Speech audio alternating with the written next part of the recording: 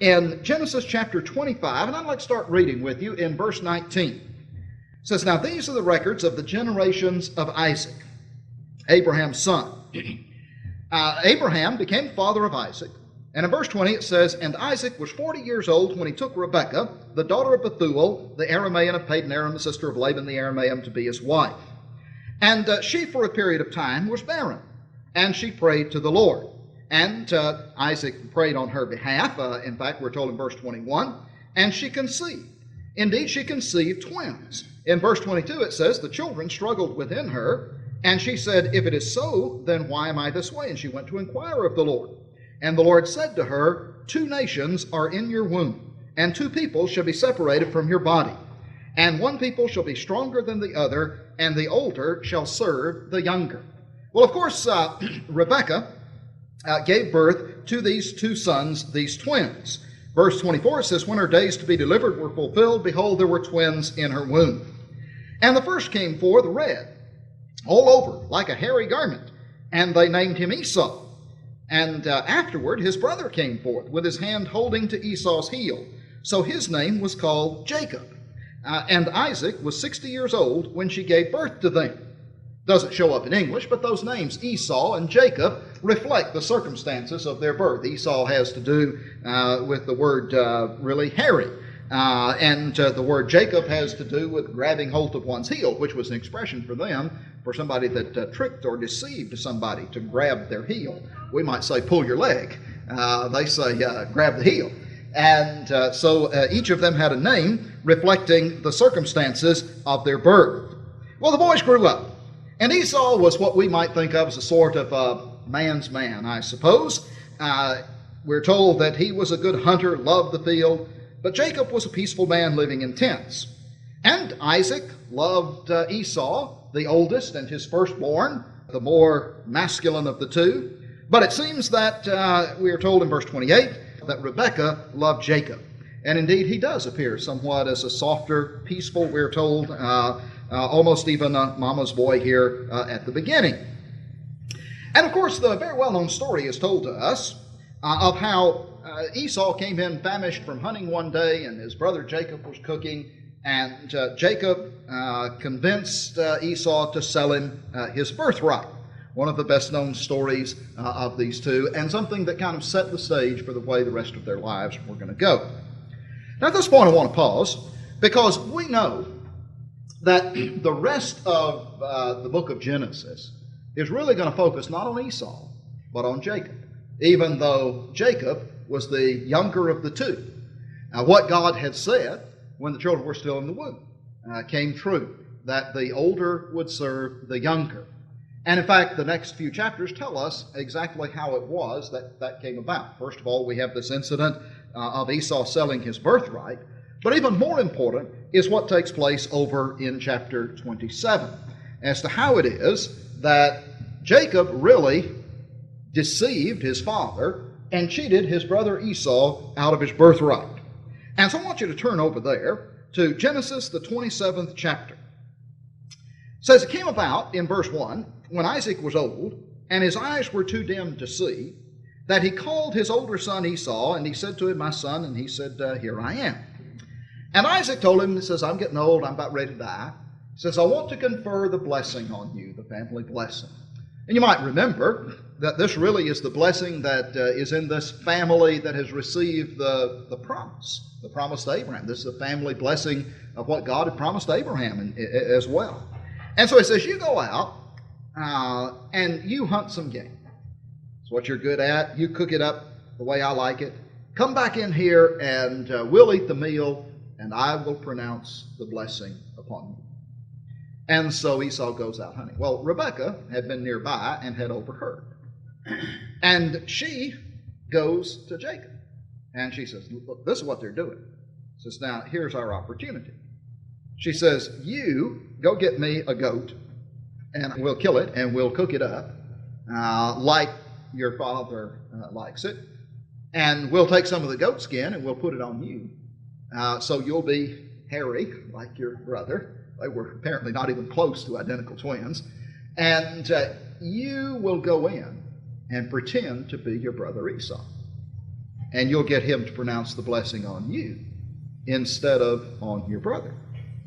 And we might think at first, well, this is just too preposterous a scheme to try here. Just no way they could get away with something like that. In fact, Jacob is suspicious, and he says, he'll recognize me. Rebekah assures him, says, no, we can do it. And so they do. And in verse 18 it says, he came to his father and he said, my father, and he said, here I am. And he said, who are you, my son?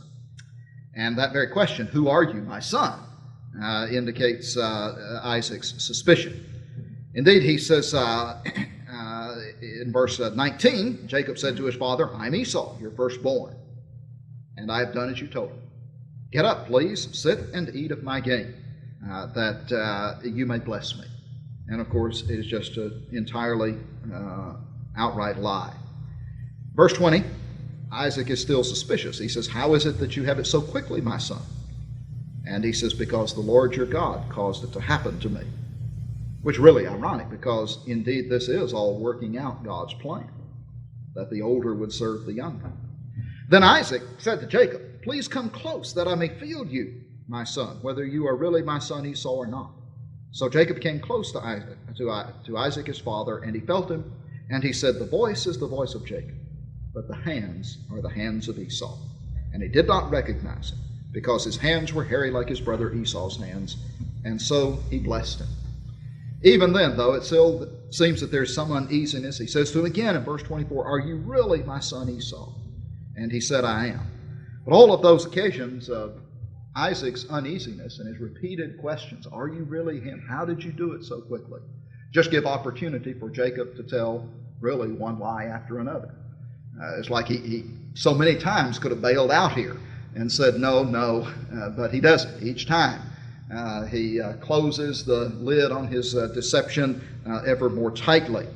And so the blessing is pronounced. Now we know the story as it unfolds next. Shortly after Isaac has conferred this blessing on Jacob, Esau comes back. And he comes in and he says, here I am, Father, ready for the blessing, let's eat. And his father begins to tremble and he says, what has happened? Who was that? And of course the deception is unmasked. And Esau says, well, don't you have some blessing left for me? And his father tries to confer a blessing on him, but it's definitely a second place blessing, that he was going to serve his brother and live by his sword. And so we read in verse 41 that Esau bore a grudge against Jacob because of the blessing which his father had blessed him. And Esau said to himself, the days of mourning for my father are near. Then I will kill my brother Jacob. I'm going to kill him when I get the chance.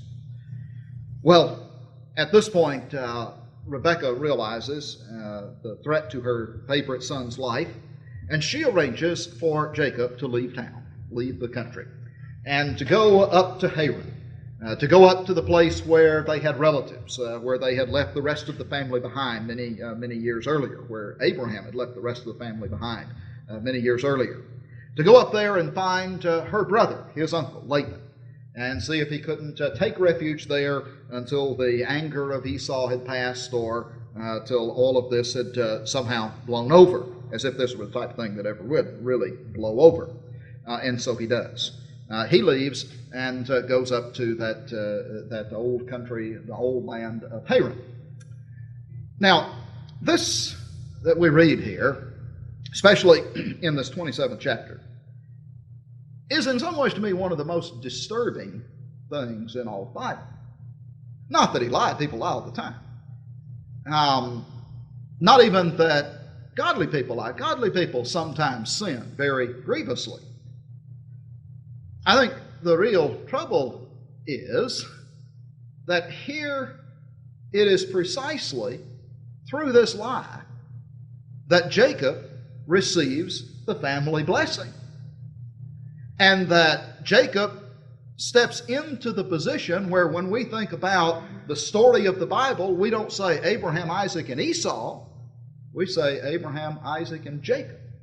This Jacob who will later wrestle with the angel, and his name will be changed to Israel, and he will be the father of the 12 tribes, and he becomes one of the great heroes, one of the great men in God's developing plan for salvation. in the way he would fulfill the promise to Abraham. And we look at this and we say, wait a minute. The guy was a cheat and a scoundrel and a mama's boy to boot. Who wants him? Wouldn't Esau have been better? I mean, Esau does appear to have been a little bit of a clod in some ways, but at the same time, at least he appears to be a more honorable fellow. And yet this fellow Jacob is the one that God has chosen. And precisely in his deception, is instigated by his mother, but he certainly could have stood up to her and said, no, that's wrong. He didn't. Allowed himself to be manipulated here. And it is precisely through that he receives the blessing. That the blessing first conferred on his grandfather Abraham, that through his seed all the nations of the earth would be blessed, is passed on to him. And we say, how can God do that? And even worse, he's having to run away from, for fear of his life because brother Esau's mad at him. And I think, probably most of us, we're kind of on Esau's side right here. So I understand Esau's situation right here. And while he is running away, as he is passing through the promised land on his way out of that land and up to the old home country, he stops at the place that would later come to be known as Bethel. And we have the incident where he falls asleep with his head on a pillow of stone. And God appears to him that night in a dream. And, after something like this, God appears to him in a dream. You might think God's going to appear to him and say, you scoundrel, you cheated your brother, you need to go back home and repent. But that's not what happens. God appears to him in a dream. And in verse 13, chapter 28, verse 13, says, behold, the Lord stood above it, above the ladder that Jacob sees in this vision. And he said, I am the Lord, the God of your father Abraham, and the God of Isaac. The land on which you lie, I will give it to you and to your descendants. Your descendants shall also be like the dust of the earth, and you shall spread out to the west and the east and north and south. And in you and in your descendants shall all the families of the earth be blessed. And behold, I am with you, and will keep you wherever you go, and will bring you back to this land. For I will not leave you until I have done what I have promised you. So here's this rascal, and he's running away because of the trouble he's gotten into, because of his rascality. And the Lord appears to him and says to him basically what he had said to Abraham back there in Genesis chapter 12. I'll tell you, to me, that's more than a little disconcerting. That's like, what is going on here? It's like he just gets off scot-free. But I think there's a very powerful lesson with regard to Jacob. Indeed, in many ways, Jacob is much more appropriately the father of the nation that would bear his name, the 12 tribes of Jacob, or Israel, as his name will later be changed to, than is Abraham. Abraham is the one who is known especially for his faith. And Abraham's name comes back to prominence especially in the New Testament, when we learn that we are justified by faith and not by the law of Moses. But this fellow Jacob, in many ways, just in his own person and character, anticipates so much of what is going to happen to the children of Israel, his descendants, in the Old Testament. Yes, they're going to be the people that God chose to bring about his plan of salvation. But no, they're hardly going to be anything like a faithful, godly, devout, pious people. They are going to be used by the Lord to accomplish his purposes.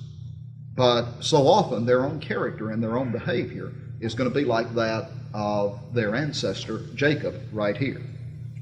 But I want to suggest to you that I think there's some very powerful lessons from the life of this fellow Jacob that show up in the succeeding chapters. Usually when we study about Jacob, this is the main part we study right here, where he, first of all, got his brother to sell him his birthright, and then he cheated his brother out of the blessing. But God doesn't let people get off scot-free. We're not always privileged to see the way God brings judgment on people. But he does not let people get off scot-free.